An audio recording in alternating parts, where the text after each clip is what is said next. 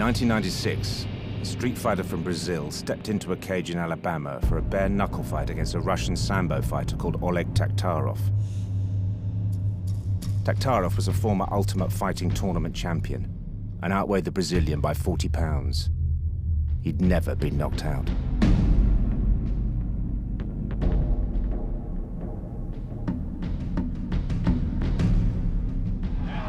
delivers the kick and he's off.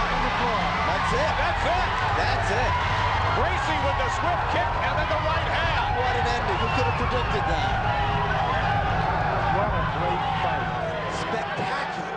Brazilian Jiu-Jitsu made history today.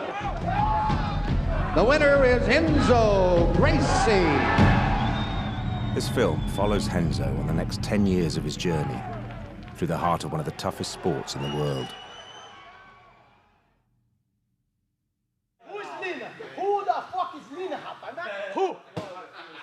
I'm better. He looked at me, he like, I'm better, huh? Oh, I'm better. I got 220. 220. who? Tell me who. The television doesn't lie. Put it on now.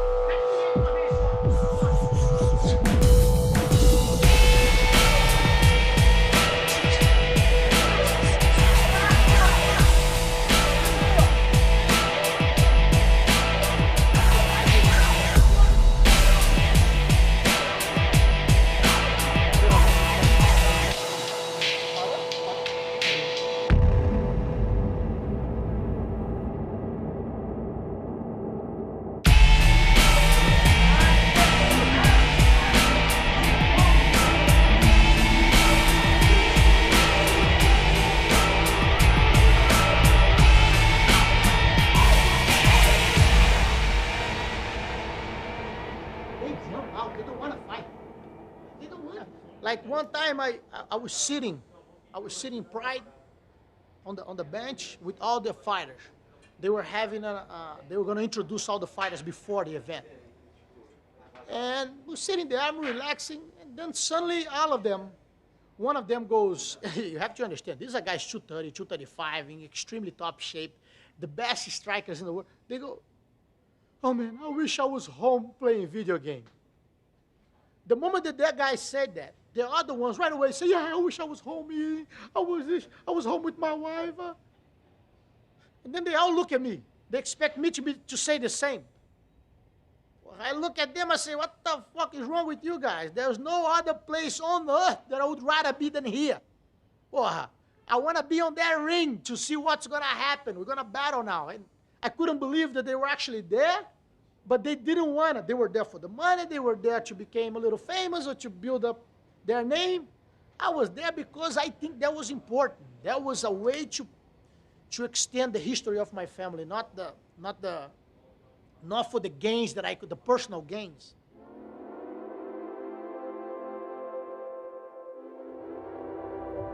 I remember the first time I thought about it, I could formulate a thinking, and I can't remember right now. I thought that I would be a fighter, and not just a fighter. In my head, I would be a jiu-jitsu fighter, a no-rules fighter. I would be fighting Vale Tudo. That was, in my head, that was set, I believe, since the 5 years old. My whole family were fighters. They have been developing their fighting style for nearly 100 years now. It started with my grandfather, Carlos Gracie, and his brother, Helio. And my father continued this long tradition. He was the wild one of the family. I guess that's what I got it from. At 16, he fought his first no-rules fight against the Brazilian national capoeira champion. He choked him into submission in under 4 minutes. My father was a revolutionary during the military government in Brazil. And, he was in the fight against the government, trying to put the military government down. In 1964, the Brazilian military seized power from the left-wing government of João Goulart and remained in control for 21 years.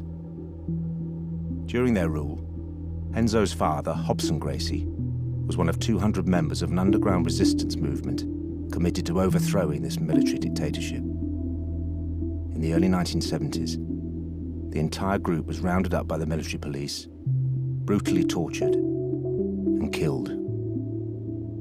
Robson was the only one whose life was spared, as one of his jiu-jitsu students was a high-ranking member of the army who put pressure on the military police not to kill him. So after 3 months of torture, he was the only one set free. My father never talked too much about that. Like, he never brought that up, and I never asked too much too. Only when I was 11 years old, I asked him, I said, Dad, because I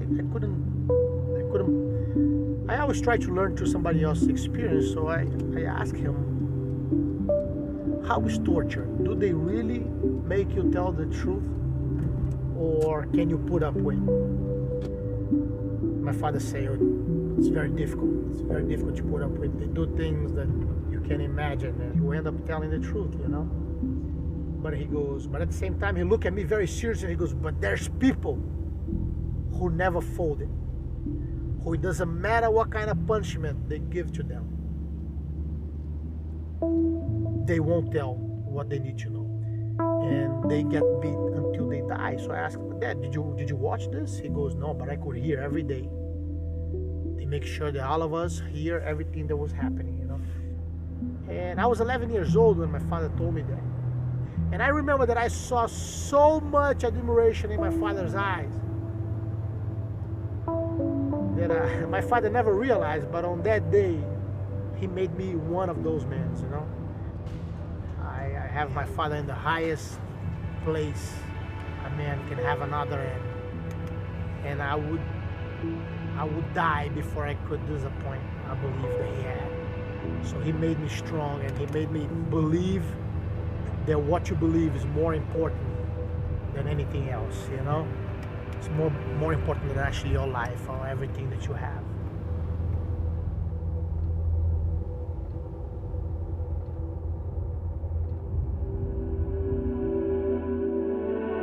The art that saved Renzo's father's life can be traced back to the Kodokan Dojo, the last great samurai school in Japan, opened by Jigoro Kano in 1882. In 1904, his top student, Count Koma, left Japan. For 13 years, he traveled the world in order to prove the effectiveness of his jiu-jitsu through bare-knuckle challenges. He eventually settled in Brazil, where he started teaching Carlos Gracie, Renzo's grandfather. Carlos and his brothers developed and refined the art and passed their knowledge on to their many children, beginning the Gracie tradition. Then, in the early 90s, Renzo's uncle Horian Gracie finally brought their jiu-jitsu to the attention of the world when he went to America to create the perfect martial arts proving ground, the Ultimate Fighting Championship.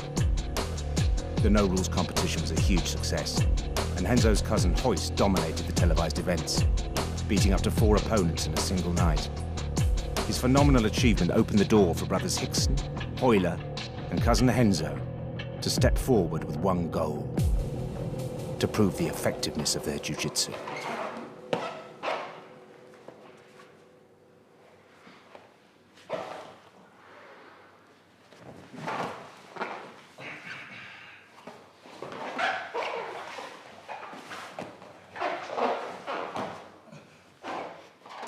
So jiu-jitsu was based in developing how to play from your back, how to fight from your back. So you would use your legs and arms like was only one thing, like everything was an arm, everything was a hand. You use your feet as hands. And you'll be able to block blows, and you'll be able to prevent your opponent, even though he was stronger than you, to knock you out until he start getting tired, and then you'll be able to manage to finish him with like an arm lock or a choke or any other finishing hold. Jiu-jitsu, I believe, is the most efficient way of fighting on any situation, in a street fight, in a ring, inside an elevator, anywhere. It's the most efficient, especially for for a person who is not very strong physically. It's the most efficient way of fighting, the best way of defending yourself. It's like I had I had experience to be jumped by many people while I was on the ground, and I was able to get out without a scratch. Like I told you, you were able to develop such a sense while you're fighting that you're able to see everything coming beforehand. So you're able to predict all the reactions of your opponents, and even if it's not just one. So, and I was able to fight a lot of people and walk out without a scratch, thanks to the jiu-jitsu. And without a doubt, fighting in the street helped me a lot to sharpen my senses on everything. It makes you more confident and more comfortable to fight in the ring. One of the greatest fights I ever had in my life was a fight that happened in Rio, and it turned out into a riot.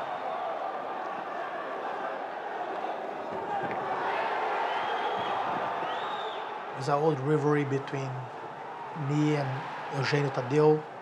He's a luta livre champion, and we fought. One of the best fights ever. It was one of the best because I beat the crap out of him through the whole fight, but I couldn't finish him. He had oil all over his body, and he was slippery more than a fish. And the floor was made of a vinyl, so it's wherever his back touched, I could not find ground there again. You know, like it was completely.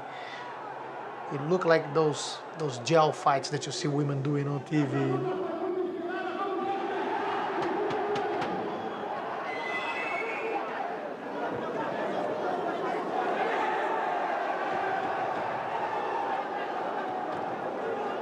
And suddenly, I start getting hit by people from outside the cage. They start kicking me, and every time I had my head against the fence, they would kick me, they would punch me on the fence.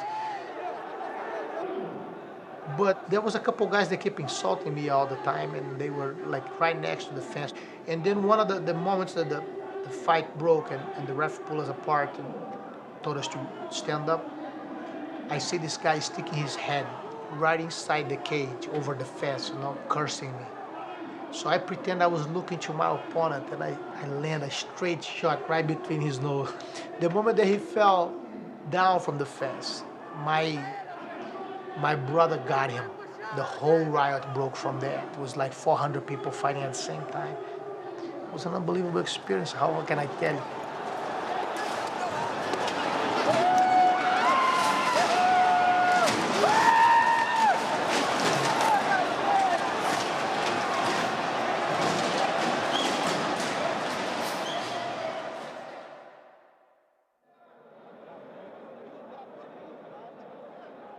The riot was broadcast on news programs throughout America and was more negative press for the sport, which had recently been banned from cable television following a campaign by Senator John McCain, who labeled it human cockfighting. Renzo was exhausted after the fight and only had one day to recover before heading off to Japan, where in just 2 weeks his dream of fighting in the birthplace of jiu-jitsu would finally be realized.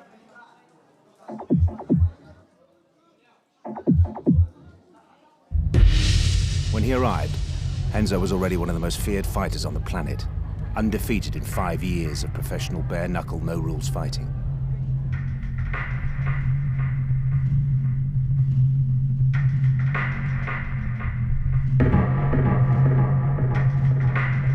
The Japanese organizers had learned valuable lessons from the difficulties plaguing the sport in the States and were attempting to gain respectability with the introduction of new rules and restrictions.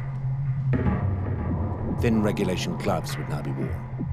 Headbutts, groin shots, and other controversial strikes were banned, and the fights would take place in a ring instead of a cage. It wouldn't be long before the sport made its mark in the Japanese mainstream. How was it fighting your first fight in Japan? It's a very strange thing, you know, because we learned from them 3 generations ago, and we evolved so much the art and we studied so much that we were able to improve a lot. It's a case of the son teaching the father now.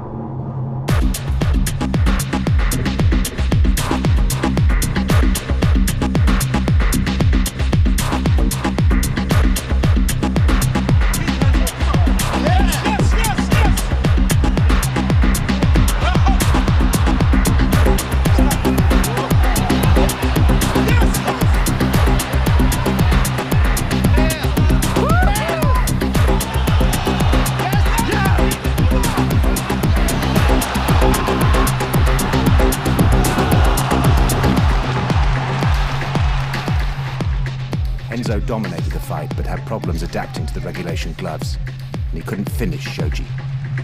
The fight was declared a draw. Renzo was disappointed, as he'd hoped to put on a good show for the fans, but he would have 5 months to train and adapt before his second fight in Japan. On Pride number 2, I fought Sanai Kikuta, a very tough Japanese guy, and they were bringing him up to Pride, believing that he will be the next big thing, you know. The fight was no time limit, rounds of 10 minutes until someone gives up, you know. I weighed in 173 pounds. That was my weight. The Japanese, we never saw him weighing in, and they say he was 200 pounds. The moment that I clinched with the guy, I was amazed by the strength that the guy had and the difference of weight too. I knew that guy wasn't 200 pounds, you know. He was at least 225, 230. After like half an hour of fight, and I remember the only thing that I thought about it was, I want to see how this guy is going to make me give up. I'm going to be fighting here until the next day, and I don't give a damn. I hope the people in the crowd brought a pillow, because they sleeping in the stadium, you know. When you actually fighting a long fight like that, 50 minutes, 1 hour, I fought 1 hour before, every single cell in your blood tells you to give up and leave. But that's when a strong heart and a strong mind keeps you there, you know, keeps you strong. Like, I remember every time I thought about leaving that fight, I made fun of myself, and then I pushed my body again. I start imposing the fight against my opponent, because the body needs to know that every time he wants to leave, he's gonna have to work harder. So you better shut the fuck up, motherfucker, you know?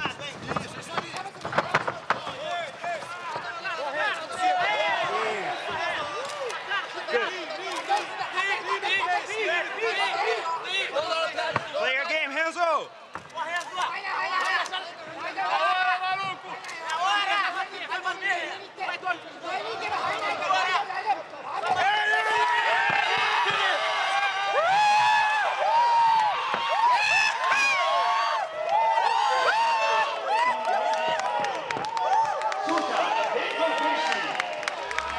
You know, you're growing spiritually right there. And honestly, like I told you before, I will die shitting on my pants like everybody else, but knowing who I was, you know, knowing for sure and truly who I was. The fight lasted for 51 minutes, silencing the 6,000 attending fans. Renzo's victory maintained his family's undefeated record in sanctioned mixed martial arts fighting.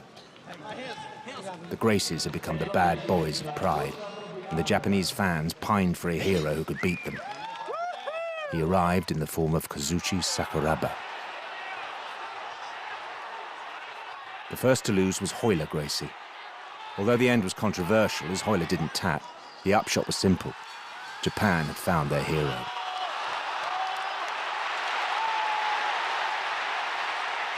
Royce Gracie stepped up next. Although he fared better, with the fight lasting an incredible 90 minutes, he too was beaten when Sakuraba broke his foot with a low kick, and his corner threw in the towel. So, on the 27th of August in the year 2000, Renzo stepped up to defend the family name. At the time, it was said to be the biggest fight in mixed martial arts history.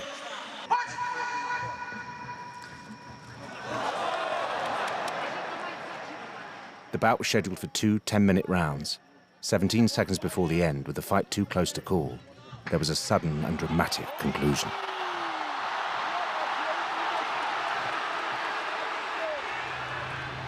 "17 seconds to finish the fight, I was caught in an arm lock, and I remember I had plenty of time to tap, and I was just laughing. I said, that won't ever happen here. And I had my arm broke. My arm actually came out of the socket, and it was an ugly scene to see, you know. And it broke the head of the bone, and as the referee stopped the fight, and everybody's in shock because it looks very ugly, like your elbow is actually out of place. It's like, and I left, I get my arm, I put it back and went back out again by itself. I put it back again. And then I stood up and I shake my opponent's hand and I congratulate him for his victory. And for the whole time I was smiling and laughing and making jokes. I'm sorry. And I remember people, like, by seeing me, they were like, oh, this, what happened? It's not hurting? And they believe by being so bad, the fracture, the way that it looks, the pain was gone. There was no pain at all. Let me tell you one thing. I never felt so much pain in my life. But the victory belonged to my opponent that day. But I would never give him the pleasure to see my face in pain. You know, so I paid them with a smile, and I just walk out of the ring until the locker room. The Gracies had lost their aura of invincibility as they struggled to adapt to gloves and time limits. Renzo knew that they would need to further refine their style of jiu-jitsu if they were ever to regain their dominance. The next Gracie stepping forward to test their art will be Renzo's younger brother, Ryan. My brother Ryan, Jesus Christ. Everything that I did in my life that brought trouble to my parents, he gave them at least 4 times more. You tell the stories, people think you're lying or that you're exaggerating, but they're all true, you know? This footage was shot backstage after Renzo's last bare-knuckle fight in Brazil. Ryan had been in the middle of the riot for 20 minutes, fighting all comers despite getting shot at. Not even his father, in the blue shirt, could calm him down. Ryan's entry into the mixed martial art world was as intense as his life. He won his first fight in Pride in dramatic fashion, quickly made a name for himself. When Renzo lost a highly controversial points decision to Shunga Oyama, the promoters decided that Ryan should be the next to face him. So he headed to his brother's New York academy to get ready. My brother Ryan he was always looking forward to be the one sitting on the head of the table, you know? And I know we'll get the day that he will, but he'll have to work hard because I work hard and I'm not giving away. So every time we train, even though that day I was dead, and he was like, let's train, we go slow, we go into a slow pace. I said, no man, I'm too tired, I don't feel like it. Grab someone and go roll. And he goes, no, I want to do it with you, I want to roll with you now, because he's looking so strong and feeling so strong that he thought that day would be the day to put me a beating, you know? We started slow, but right away I know how the things go. They always hit it up and we end up going crazy.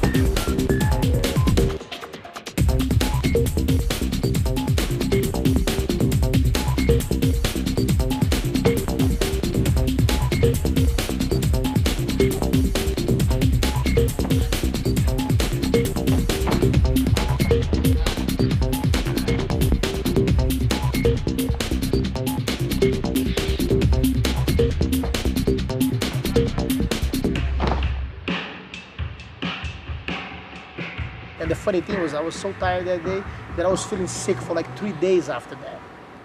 But it was a good sparring session.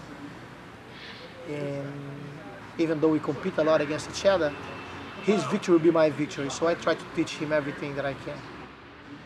Renzo believed that the modifications he had brought to his brother's fighting style would make the difference. But the true test would be in the ring.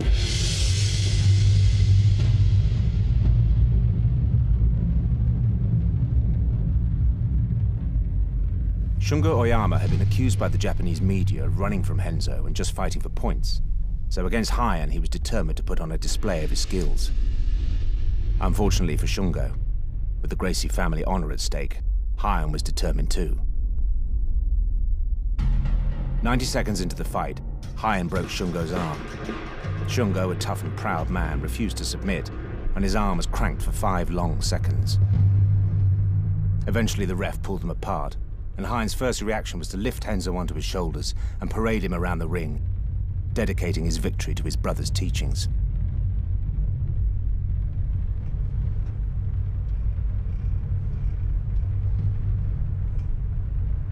Heian and Renzo are now huge stars in Japan, and the promoters wanted to use their popularity to help launch a new event called Pride Bushido. Renzo was asked to put together a team from his family to fight 5 of the best fighters in Japan in a single night. With himself and Heian already in place, the team was completed with the addition of his cousin Rodrigo, his cousin Daniel, and finally his other brother Ralph.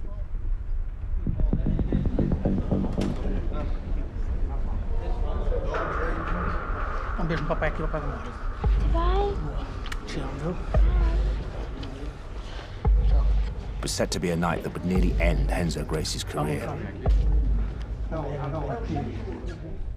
His opponent was former UFC world champion Carlos Newton.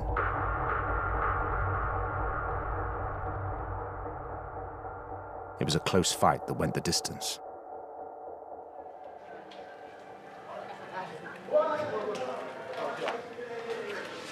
Entra aí. Deixa eu sentar e tá foda. Ah, mano.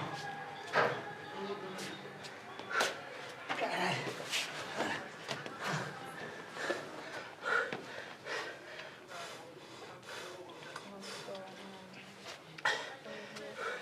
Não senti. Tá foda. Eu não tinha força, eu não tinha força.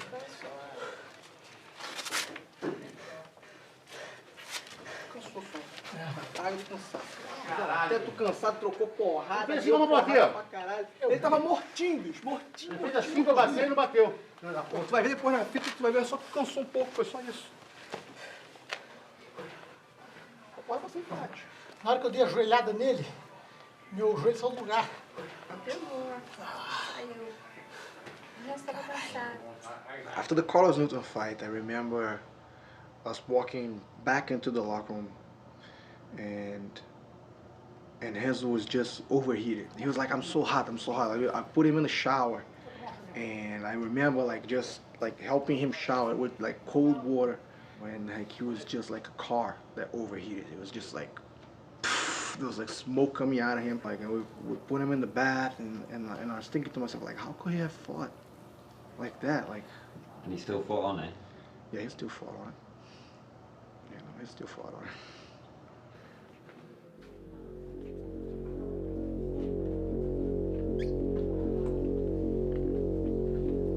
But overheating wasn't Renzo's only problem. Far worse, he'd torn his ACL, one of the main ligaments in his knee, and would need replacement surgery. Although his family went on to win the event by 3 fights to 2, at 36, Renzo's competitive future was uncertain.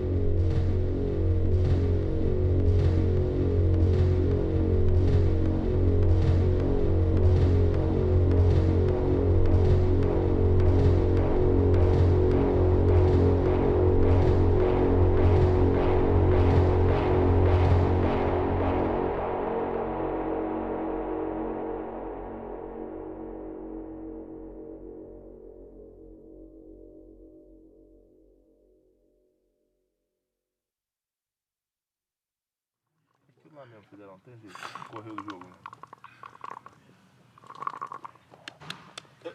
Acho que é teu? É. 1, 2, 3, 4, 5, 6. 3, né?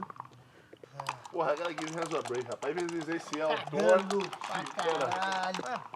A guy who has to count, if he beats me, I kill myself. Porra.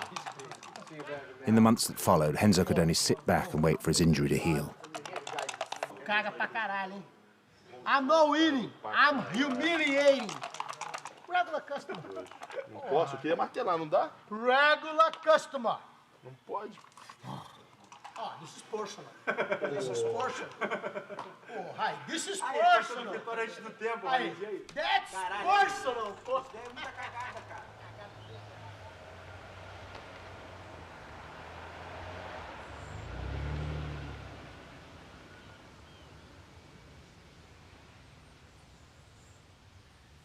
It's been 18 months since I had torn my ACL, and it's been a rough 18 months because I can barely do nothing. I can train. I can barely teach, you know, and it's just been sitting around.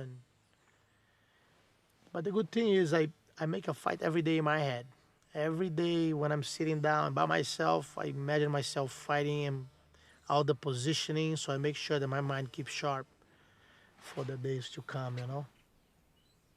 Finally, after a year and a half out of action, Renzo was given the go-ahead from his doctors to start training again.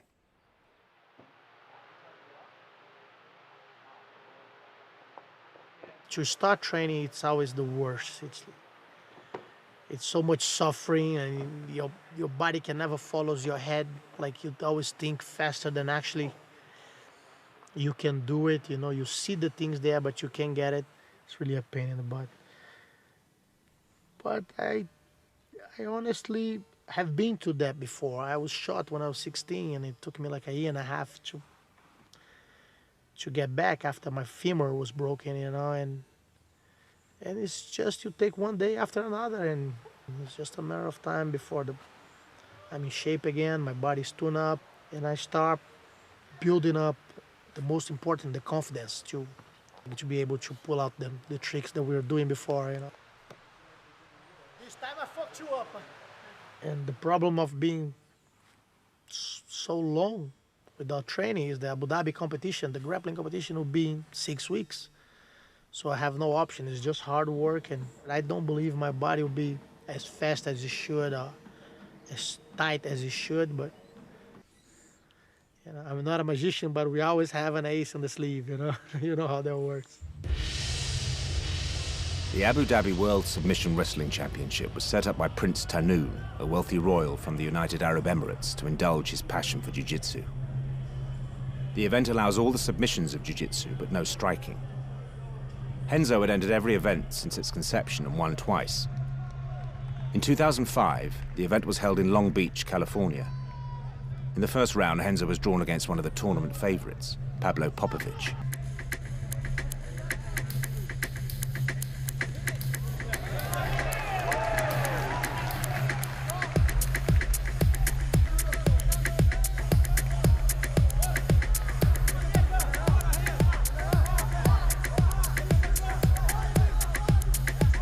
Time away was just too much, and he lost on points. But despite this loss, the event was still a huge success for Renzo and his family. While getting himself back into shape, he'd also been training two of his younger cousins, 19-year-old Kira Gracie and 23-year-old Hodger Gracie.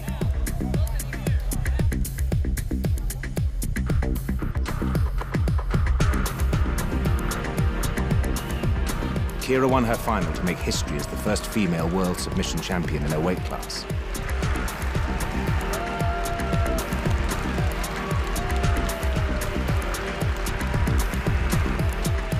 Hodger also won his weight class and then progressed to the open weight division, where he submitted everyone.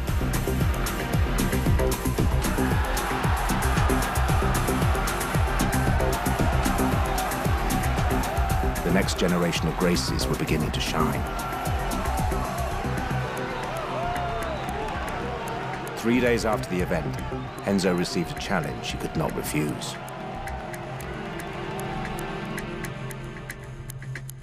I received a phone call from the president of the Rumble in the Rock in Hawaii to fight in an upcoming event that they were having, and he was inviting me to fight his son, BJ Penn, a very tough jiu-jitsu fighter. Calling BJ a very tough fighter was an understatement.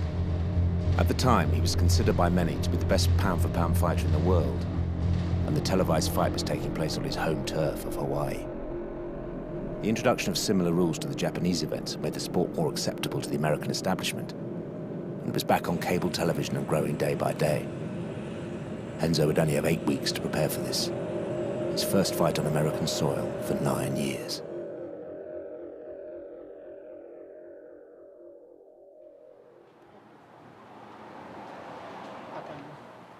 O espaço legal, hein?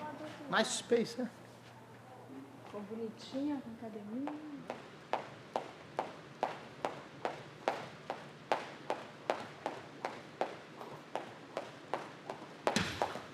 BJ is an amazing fighter.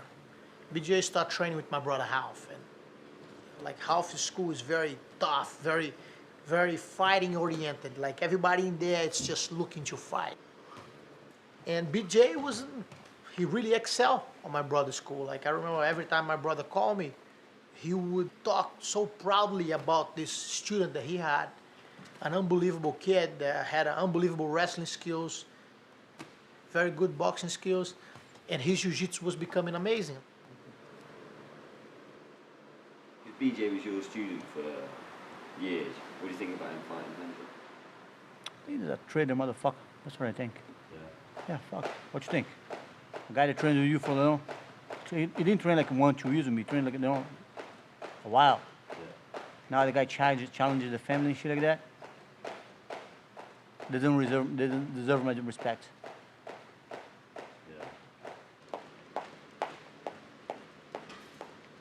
He came as a kid in the academy, wants to train, asked for my help, I opened my doors, opened the academy, I didn't hold back at all, I used to trust in him, But I noticed, it was not something good.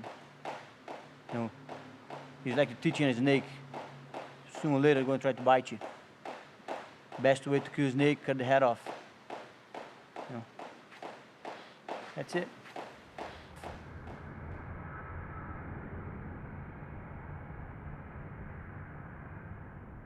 This one side.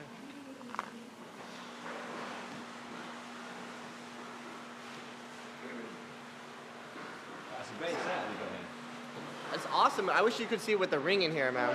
Awesome. It looks awesome. Ring, cage.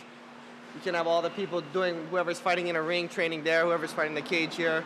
You got the bags, and then at the same time, David Camarillo, Half Gracie's #1 black belt, is in here teaching. Did you train under Half as well? Yeah, I got my black belt from Rome. Yeah. And do you teach yourself these days? Yeah, I try not to teach too much.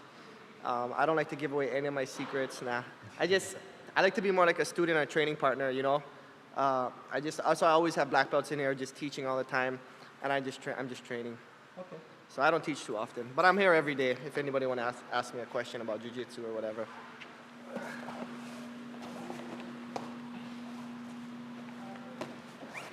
While filming BJ train, the camera caught a glimpse of a tattoo on Dave's back that explained everything.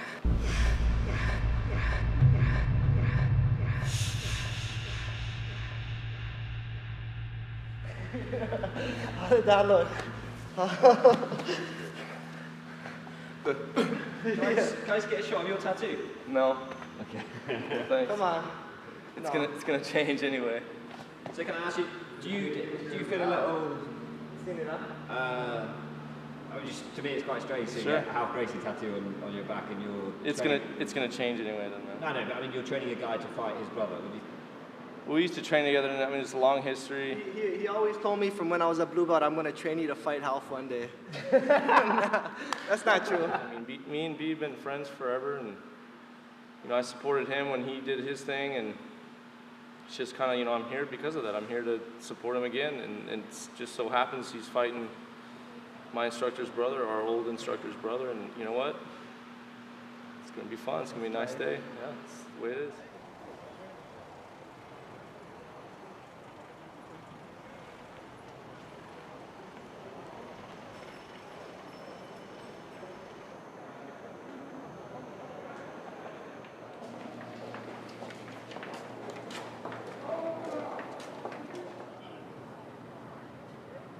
Unbelievable, huh? And they say that we wouldn't get nowhere fighting, you see? Well, unbelievable. Welcome to hell. Here we go again. This is priceless. It's a feeling like no other. Look at this. In a few more hours, we're killing each other in here. And then we hug each other again after. How fucking believable. Vambora.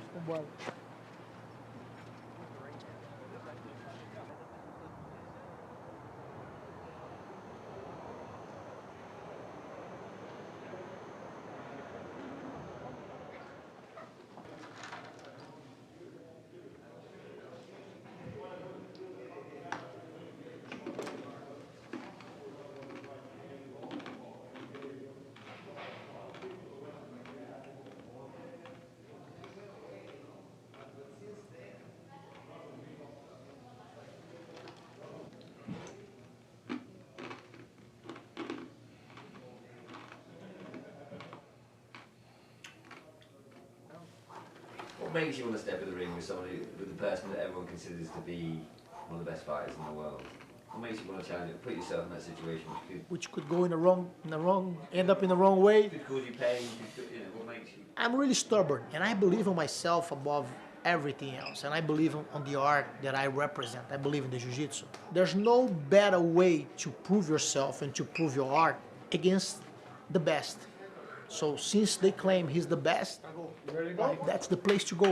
He stands 5 feet 10 inches tall and weighed in at 185 pounds. Fighting out of Rio de Janeiro, Brazil, please welcome Renzo Gracie. Please welcome the former UFC welterweight champion of the world, the prodigy,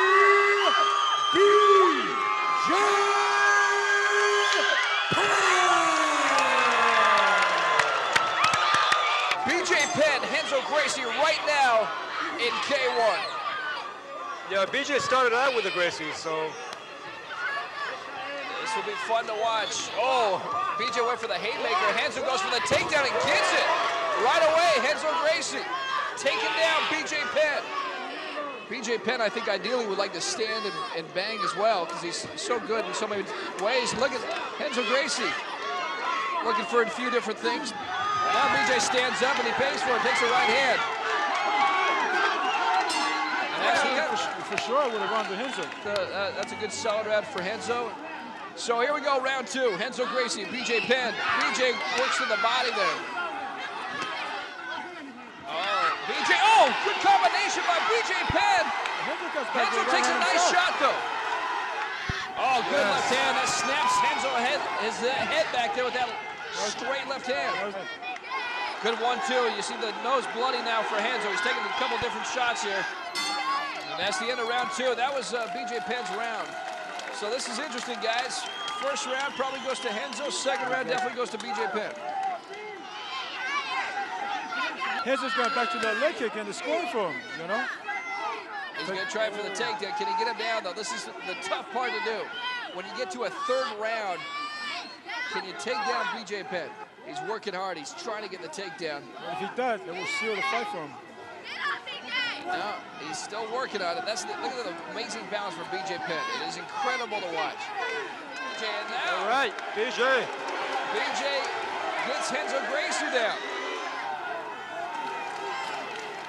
Renzo wants to land one of those big kicks. Taking what he gets, and now he's got his back. Now he's got full mount. Oh, and that's the bell. Wow, he had the full mount. Look at those two guys. A lot of respect between those two fighters. Ceruto Verissimo jumps in. And a lot of respect between these two camps. High-end Gracie, Hickson, Ceruto Verissimo. Yeah, Ceruto is his MMA coach, and Rudy Valentino is a stand-up coach. Here's Bruce Buffer. Jagasuka scores the bout, 29-28. Judge Yoshida scores the bout, 30-28. And Judge Okabayashi scores the bout, 29-28, for the winner by unanimous decision,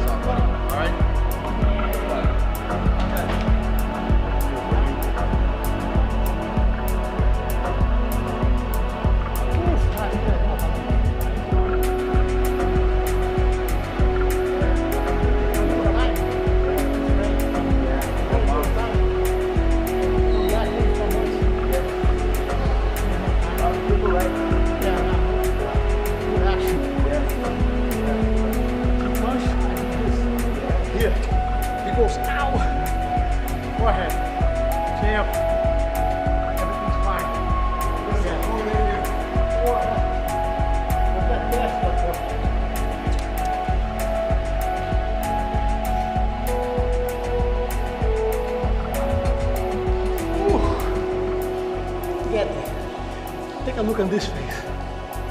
If I end up my career without a face like this, I wouldn't be considered a fighter.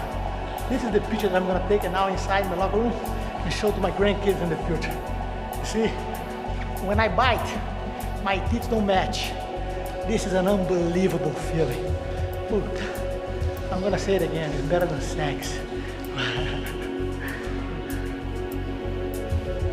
Yeah. Everything that I am, like Johnny Cash used to say out of Folsom Prison, I owe to my father, because he was the motherfucker who gave me the gravel in my guts and the spit in my eye, because he was the one who gave me the Gracie name. Thank you, Dad. Love you.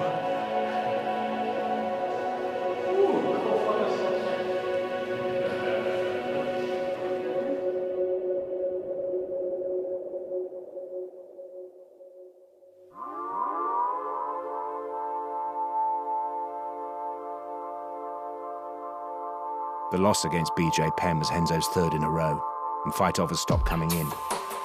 With 5 years since his last win and at 39 years of age, many thought he should retire. Renzo decided to head down to Brazil to think about his future and reconnect with his roots.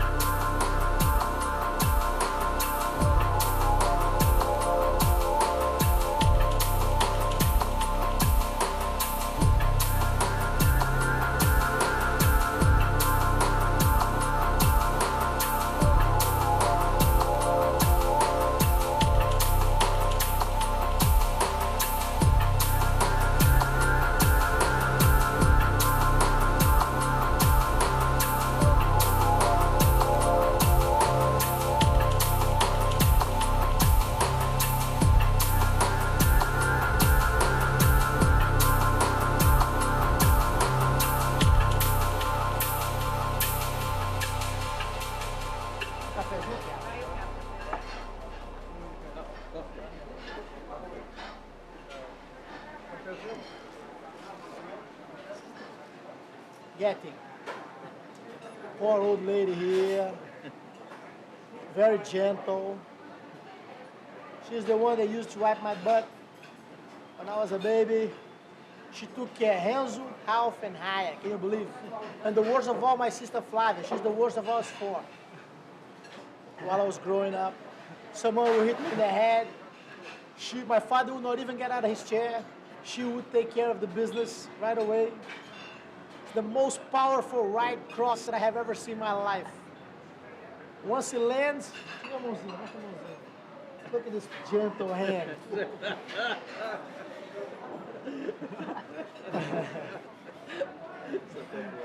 Conta aí quando ela levava vocês para brigar. And that old man over there never worked one day of his whole life. Good example. Agora, trabalho sério, permanente, com cartão de ponto, eu nunca consegui fazer isso. Todo dia no mesmo lugar, às 7 horas da manhã. Mas a vida me recompensou bem. E me deu filho igual a você, igual aos outros 12 que eu tenho, ao Ryan, ao Ralph, ao Charles, as meninas lindas. Melhor do que se fosse milionário. Tem um filho como o Ryan, tá de bem com a vida. Não quer serviço, O que vale na gente, o que acho que vale na vida, às vezes eu acho até, não recomendo isso a ninguém, vale mais do que dinheiro, é a alegria de viver. É a alegria de você estar junto de quem você gosta, você ter uma família como a que eu tenho. Acho que vale toda a fortuna do mundo. E não tem nada mais gratificante do que você poder dar o braço à mulher que você gosta e assistir um pôr do sol na praia, enquanto os outros estão procurando ficar ricos. Tem vários tipos de riqueza. A minha é essa. Quando eu tiver velho, muito velho, na cadeira de balança olhando fogo, vocês podem saber que eu estou satisfeito. Se eu morrer nessa hora, estou mais satisfeito ainda. Porque tive umas figuras como vocês.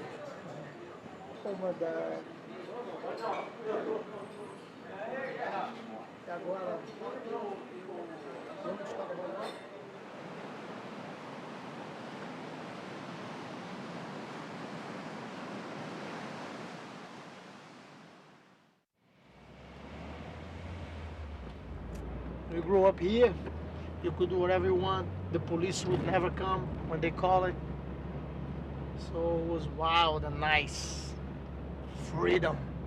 So how did it all work with? I mean, was there a lot of crime here? Was there a lot of? It's quite a violent society. Oh yeah, it's not violent. It's intense. Violent is people bomb some other countries and kill kids, and this is my friend. This is freedom to do what you want. Someone bother you, you just beat the crap out of him. Someone drive you nuts, you can do whatever you want. And you can drive as you wish, you can do what you want, you have the freedom to be yourself. That's perfection. But at the same time, I hate the political system here. I hate how corrupt every authority is here in this country. You know, that's the only thing that I feel sorry. It's such a rich and unbelievable country with such an unbelievable people. But my friend, you couldn't have everything, you know? It would be too much to ask.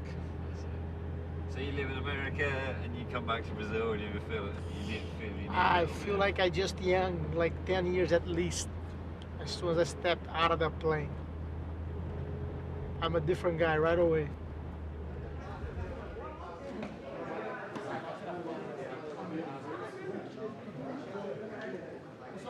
Renzo returned to where it all began, the Gracie Jiu-Jitsu Academy in Baja, a place where he and many of his brothers and cousins learnt their craft, and where his old teacher and mentor, Carlos Gracie Jr., still taught.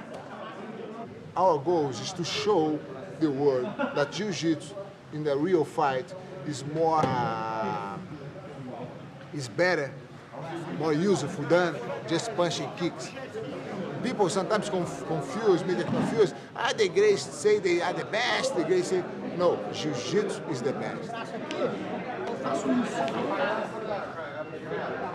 Renzo, since he was boy, is I was fighting in the streets. Every friend have a problem. Hey, Renzo, come back with me. Hey, Renzo go to the beach, fighting instead the guy. He feel comfortable. I say, Renzo, man, maybe it's time to stop to fight professional. He says me, Carlinhos, all my life I fight for free. People pay me to fight. When they still pay me, I will fight. I don't care about my age now. I don't care if I'm getting old or not. Man, he loves fighting. Yeah? Let him fight.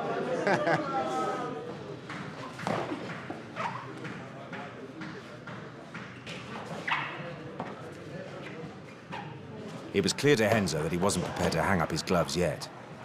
So he returned to America, where a fresh challenge awaited him.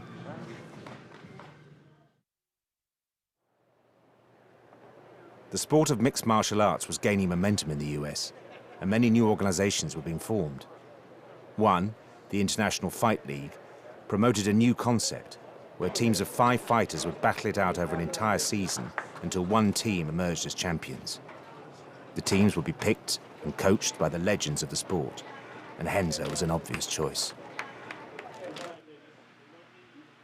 The IFL was also planning to put on super fights between well-known or up-and-coming fighters. One of the first featured Daniel Gracie, Renzo's cousin.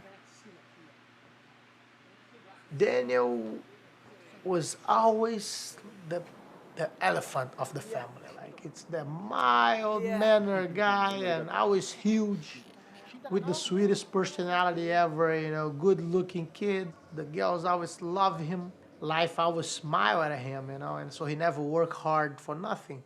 Never liked to train too much. He was more like would be the perfect playboy. So he's normally the guy who worried me most, because when you don't have the will to conquer the pride, it's difficult to do good in life, you know.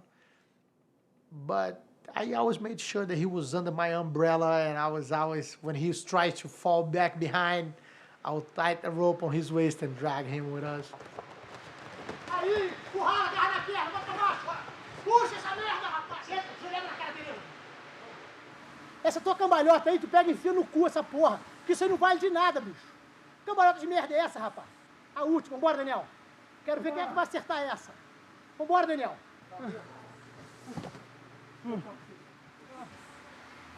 Essa porrada direita que o Rodrigo dá, eu sei que tu vai dar, só que eu tô indo pro lado errado. Eu tô indo de encontro a ela. Eu tenho que cair pro lado esquerdo, eu tô indo pro lado direito. Isso, ó, tem que aprender jiu-jitsu. Foda. Tá batendo punheta. Esparramar com essa porra dessa luva é uma merda. Esparramar não, entrar, botar pra baixo. Se eu for falar o que tu tá fazendo errado, eu vou parar aqui até amanhã. Quer botar o cara na guarda, tu roda pra frente na cambalhota. Para no praia de fazer isso lá. Vai falar isso lá. Joelhada na cabeça, fica acontecendo contigo. Tá igual o Arangor lá no hospital, ó. This is a heavyweight grudge match. Back on March 3rd, they battled to a very disappointing technical draw. They've been waiting since that time to settle the score, and tonight they'll do that first. In the blue corner, Daniel Gracie. Well, my fight with Wes Sims was funny because I used to go to an arm bar from the back, and like it's one of my best positions. On the backstage, when I was warming up, Renzo came to me and said, "Look, when you get in the side control and you mount on him, he's gonna give you his back, and don't try to go to that crazy arm bar." I said, "Okay, what I'm gonna do? Choke him." On the fight, I get in the side control, I mount on him, he turned his back, and for 1 second, I thought about the arm bar, and then I remember Renzo told me like, "Don't go to the crazy arm bar," and then when I put my arm around his neck, I said, "Fuck, I choke him," and then I get the real neck choke, and I put him to sleep, and I just realized that, you know, what I was thinking, it's right. Renzo is the best coach ever. He told me what Wes Sims would do it before the fight. You know, it wasn't on the time of the fight, it was before.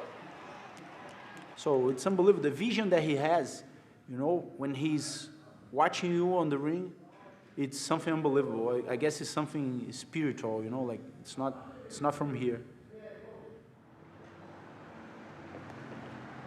Shortly after Daniel's fight, Renzo was contacted by the IFL, who asked him to assemble a team to take on the mighty Miletic Fighting Systems, the most successful fight team in the country, run by two-time UFC world champion Pat Miletic. Headlining the event will be a fight between the two veterans, Pat and Renzo, with Pat the heavy favorite to win. You know, here in the Midwest, we don't have any distractions. You know, in the winter, when the snow flies, we don't have mountains to ski down, we don't have an ocean to surf on, we don't have anything to do. So we go indoors and learn how to wrestle and beat each other up. And Renzo is phenomenal on the ground. He's slick as a snake. I mean, the way I look at fighting him is, it's like you see a bear trap with a big gold nugget in it. You reach in and grab that gold nugget and get it, but you better be pretty quick before you get your arm snapped off. He fights anybody they put in front of him. He doesn't turn fights down. He doesn't pick his opponents like his cousins. You know, he's a man. So, you know, what an honor to be able to get in there and go after it with him. The fights were set to take place in Pat's hometown in Iowa. Renzo's team had been picked from old friends from Brazil and fighters from his academy in New York. At 155 pounds, Marcio Feitosa. Márcio Feitosa. Look at this. Look at this. Have you seen the movie Alien?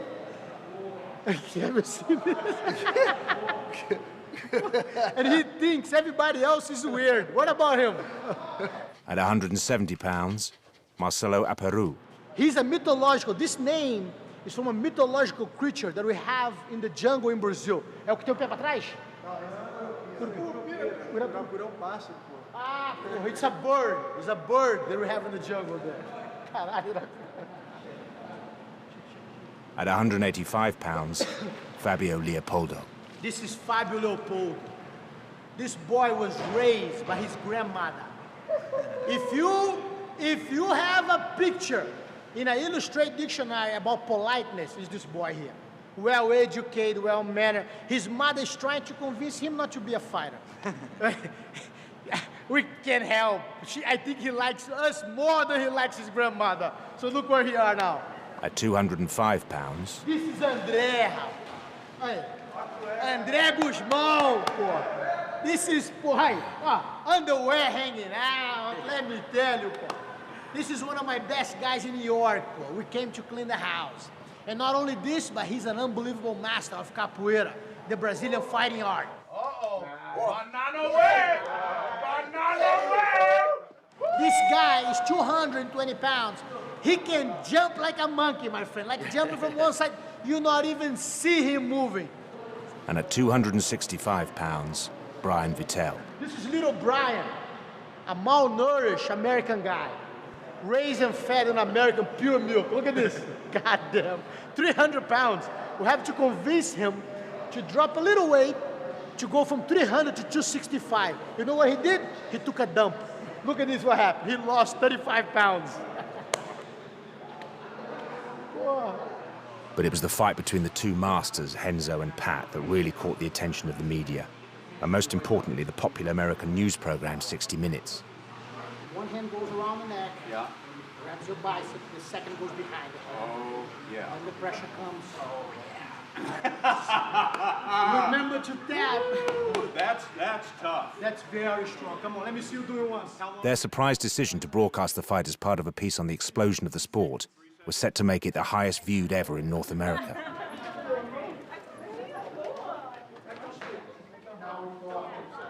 Party time.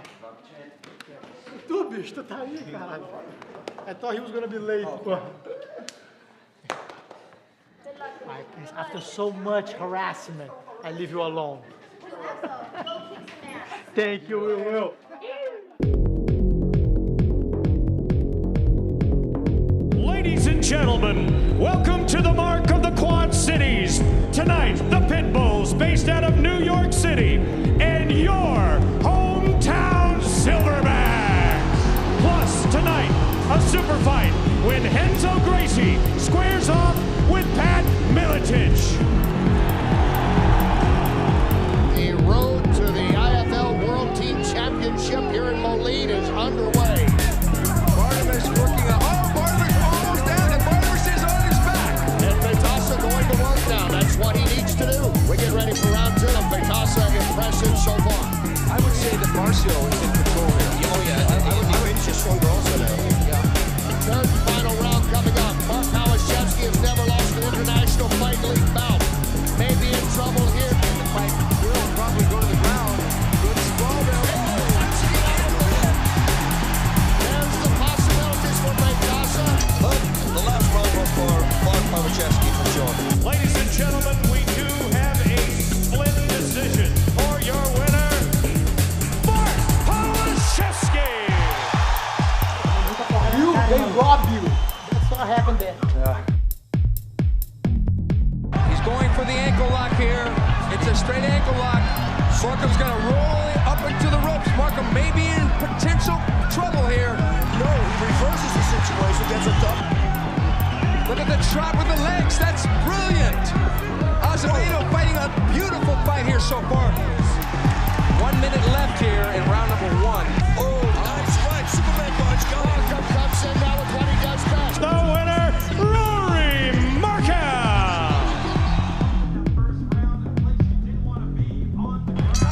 Round one is underway. It's scheduled for 3 4-minute rounds. Remember, Ryan McGivern have never lost an IFL fight. He wins this one. Silverbacks clinch it. McGivern beating up Fabio Leopoldo in the corner.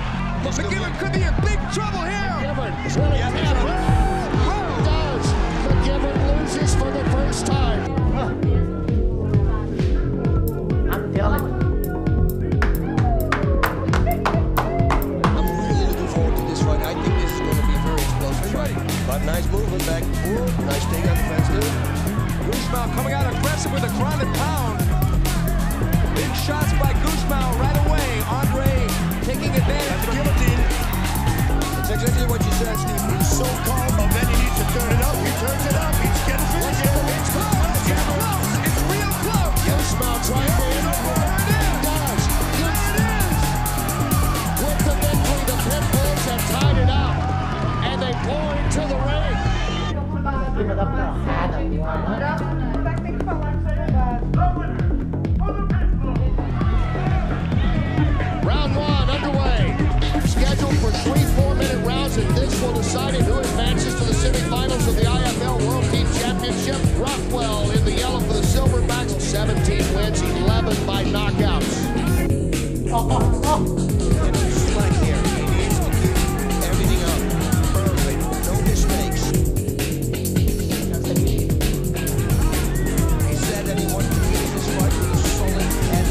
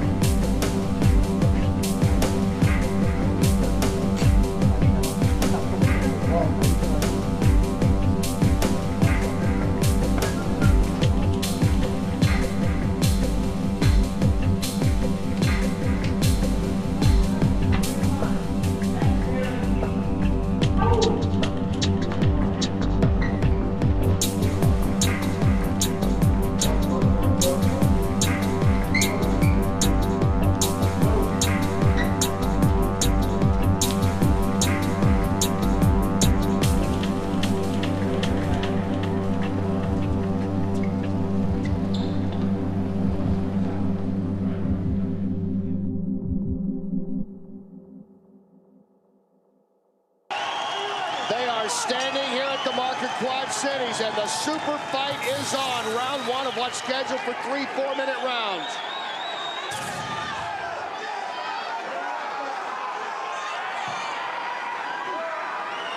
And Miletich, of course, in his team colors and that of his beloved Hawkeyes of Iowa in that black and gold. Very nice, but don't make a single low kick. Look at this. Make a punch first, because otherwise a low kick can be countered with a right straight. This is a battle of strength. The shot versus the sprawl. Miletich sprawling back. A lot of energy being expended. Miletich stacking back up. Neither man really pushing the action. Renzo trying to jump into a guillotine from top. Will he be able to do it here? No. Pat already blocked his hand. Oh, he's right there. He's already postured straight up, too. Yep. It's very difficult to pull this one off. There's a lot of respect between the two of them.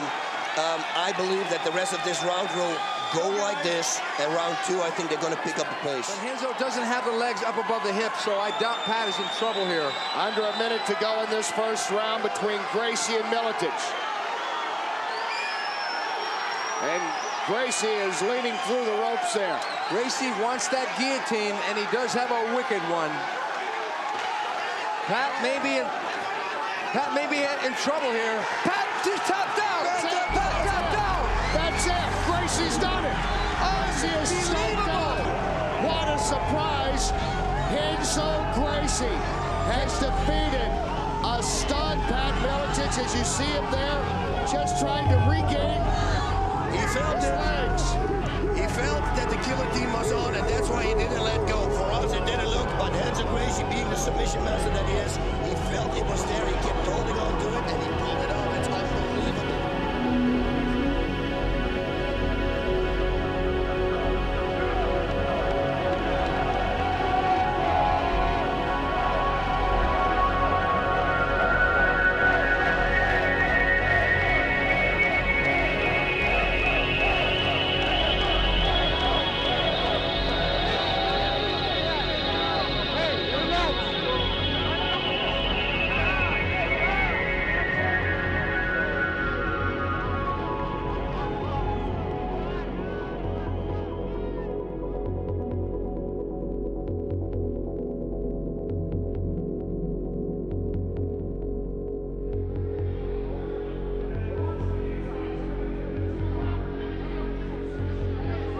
went for that? Yes. Did you think, what the hell, let's just go for From the beginning, yeah. Because you drove, I pushed. Then I walked, but you defend. Your mistake was you should have put me down. Because was defending. I didn't want to go to the ground with it. Yes, motherfucker. Big time, porra. Thank you, man. Thank you, man.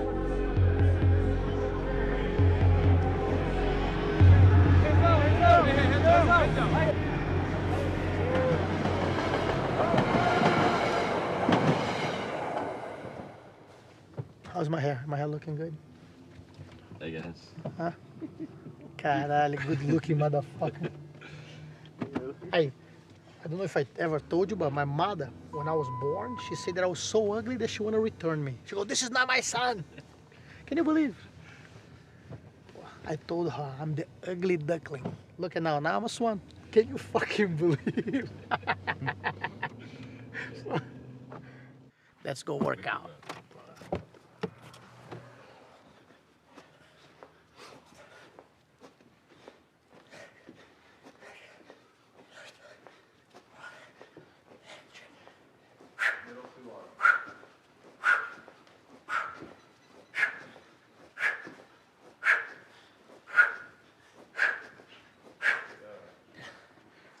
Weeks after the win against Pat Miletic, Renzo was back in the gym training for a rematch against his old nemesis, Carlos Newton. Renzo, why do you keep going? You're nearly 40. People are saying that you should concentrate more now on being a coach than a fighter. Come over here, I'm gonna read something for you.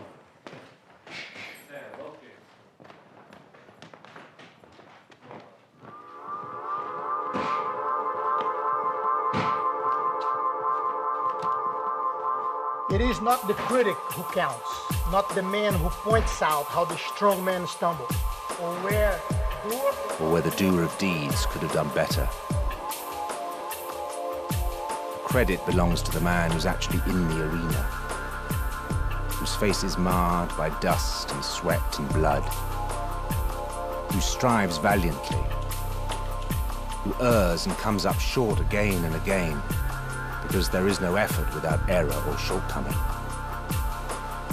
But who knows the great enthusiasms, the great devotions, who spends himself for a worthy cause, who at the best knows in the end the triumph of high achievement, and who at the worst, if he fails, at least he fails while daring greatly, so that his place shall never be with those cold and timid souls who know neither victory nor defeat.